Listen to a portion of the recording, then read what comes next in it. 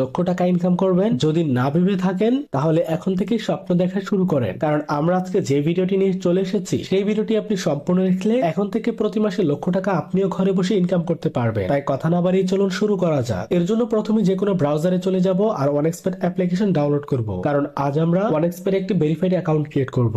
Download করা হয়ে গেলে অ্যাপস এর ভিতরে প্রবেশ করব, তারপর অ্যাপস এর ভিতরে এখানে দুইটা অপশন দেখতে পাবো, লগইন ও রেজিস্টার নামে। আমরা এখান থেকে প্রথমে রেজিস্ট্রেশনে ক্লিক করে দিব, তারপর এখান থেকে সহজ মাধ্যম ইনন ক্লিকে ক্লিক করব, তারপর কান্ট্রি কারেন্সির ঘরে যা আছে তাই থাকবে, শুধুমাত্র প্রোমো কোডের এই ঘরে লিখে দিব DXB66। আর প্রোমো কোডের ঘরে যদি আমরা DXB66 লিখতে পারি তাহলে আমাদের অ্যাকাউন্টটি মুহূর্তের মধ্যে ভিআইপি অ্যাকাউন্টে কনভার্ট হয়ে যাবে। আর ভিআইপি অ্যাকাউন্ট হলে আমরা নগদ বিকাশ রকেটের মাধ্যমে টাকা ডিপোজিট উইথড্র করতে পারবো এবং আমাদের অ্যাকাউন্টে প্রতি শুক্রবার সোমবার অটোমেটিকলি বোনাস চলে যাবে। তাই প্রোমো কোডের ঘরে DXB66 লিখতে হবে। প্রোমো কোড বসানো হয়ে গেলে নিচে দেখতে পাবেন একটা খালি ঘর থাকবে, সেখানে টাচ করে দিব এবং সবার নিচে থাকা রেজিস্টার অপশনে আরো একটা ক্লিক করে দিব।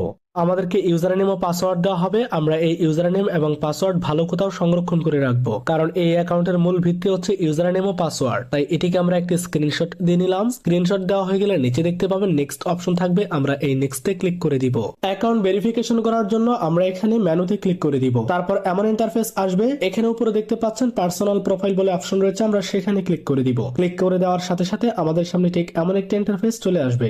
এখান থেকে প্রথমে আমরা আমাদের অ্যাকাউন্টে ফোন নাম্বার যুক্ত করব, তারপর আমরা আমাদের অ্যাকাউন্টটিকে এনআইডি কার্ড ভেরিফিকেশন করব। শুরুতেই ফোন নাম্বার যুক্ত করার জন্য এখানে দেখতে পাচ্ছেন ফোন নাম্বার লিংক অপশন থাকবে, আমরা এই লিংকে ক্লিক করে দিব। লিংকে ক্লিক করার সাথে সাথে আমাদেরকে এমন একটি অপশনে নিয়ে আসা হবে। এই ফাঁকা ঘরটাতে আমরা আমাদের একটি সচল ফোন নাম্বার বসাবো, তারপর নেক্সটে ক্লিক করে দিব। ক্লিক করলেই আমাদের মোবাইল ফোনে একটি ওটিপি কোড আসবে, সেটা এখানে বসালে আমাদের ফোন নাম্বার অ্যাকাউন্টে যুক্ত করা হয়ে যাবে। ফোন নাম্বার যুক্ত করা হয়ে গেলে উপরে দেখতে পাচ্ছেন এন্টার ডিটেইলস বলে অপশন থাকবে, এখানে ক্লিক করে আপনি আপনার এনআইডি কার্ডের তথ্যগুলোকে বসাতে পারেন। তাই আমরা এখানে একটি ক্লিক করে দিলাম। তারপর এই ঘরগুলোতে আমরা আমাদের ন্যাশনাল এনআইডি কার্ডের তথ্যগুলোকে বসাবো। তবে আপনার যদি এনআইডি কার্ড না থাকে আপনি এই তথ্যগুলোকে অনুমান করে বসাতে পারবেন। এখানে প্রথমেই রয়েছে সারনেম, এখানে আপনি আপনার ডাক নামটি বসাতে পারেন। ফার্স্ট নেমের ঘরে আপনি আপনার প্রথম নামটি বসাতে পারেন। প্যাট্রনিক নেমের এখানে আপনি আপনার পুরো নামটি বসাবেন। তারপর দেখতে পাবেন ডেট অফ বার্থ, এখানে ক্লিক করে আপনি আপনার জন্ম তারিখটিকে সেট করে নেবেন। যেভাবে আপনার এনআইডি কার্ডে রয়েছে সেভাবে এখান থেকে সেট করে ওকে করে নেবেন। তারপরের অপশনটি হলো প্লেস অফ বার্থ, অর্থাৎ আপনার জন্মের ঠিকানা। আপনি যে ঠিকানায় জন্মগ্রহণ করেছেন সেই ঠিকানাটি এখানে লিখে দিবেন। তারপর রিজনটাতে ক্লিক করে দিবেন। ক্লিক করে দিলে সবগুলো বিভাগের নাম চলে আসবে। শুধুমাত্র আমরা যেই বিভাগে বসবাস করি সেই বিভাগের নামটি এখান থেকে সিলেক্ট করে দিব। তার নিচের অপশন রয়েছে সিটি, এখানে ক্লিক করলে এশিয়ার সবগুলো শহর চলে আসবে। শুধুমাত্র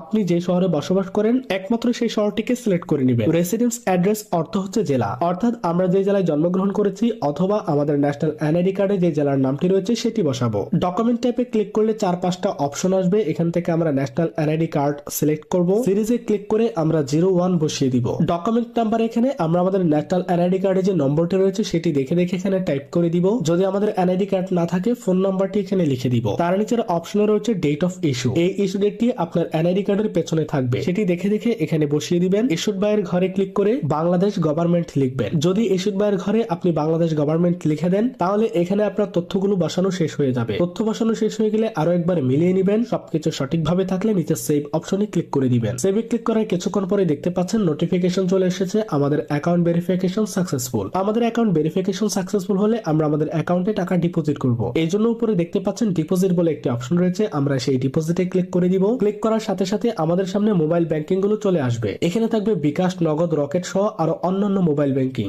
আমাদের ইচ্ছা মতো আমরা যে কোনো ব্যাংকিং এর মাধ্যমেই ডিপোজিট করতে পারি। যেহেতু আপনাদেরকে দেখানোর জন্য ডিপোজিট করব তাই আমরা এখানে বিকাশে ক্লিক করে দিব। আপনি সেম প্রসেসে নগদ, রকেটের মাধ্যমে করতে পারবেন। বিকাশে ক্লিক করে দিলে এমন ইন্টারফেস চলে আসবে। এখানে প্রথমে যে বিকাশ এজেন্ট বা ওয়ালেট নাম্বারটি রয়েছে এটিকে আমরা কপি করে নিব। তারপর এই নাম্বারে ক্যাশ আউট করা হয়ে গেলে আমাদেরকে ট্রানজাকশন আইডিটি দেওয়া হবে, সেটাকে কপি করে নিব। অ্যাপসে এসে এখানে অ্যামাউন্টের ঘরে ক্লিক করে আগের সংখ্যাটি কেটে আমরা একটু আগে যেই টাকা ক্যাশ আউট করেছি সেই টাকার পরিমাণটা এখানে লিখে দিব। তার নিচের ঘরে আমরা আমাদের বিকাশ অ্যাকাউন্টের নাম্বারটিকে লিখে দিব এবং তার নিচের ঘরটাতে আমাদের কপি করা ট্রানজাকশন আইডিটিকে পেস্ট করে দিব। আর এখানে এইগুলো সঠিকভাবে বসানো হয়ে গেলে নিচে দেখতে পাবেন কনফার্ম অপশন থাকবে, আমরা এই কনফার্মে ক্লিক করে দিব। ক্লিক করার কিছুক্ষণ অপেক্ষা করার পরে আমাদের অ্যাকাউন্টে ডিপোজিট করা সেই টাকাটি এসে যোগ হয়ে যাবে।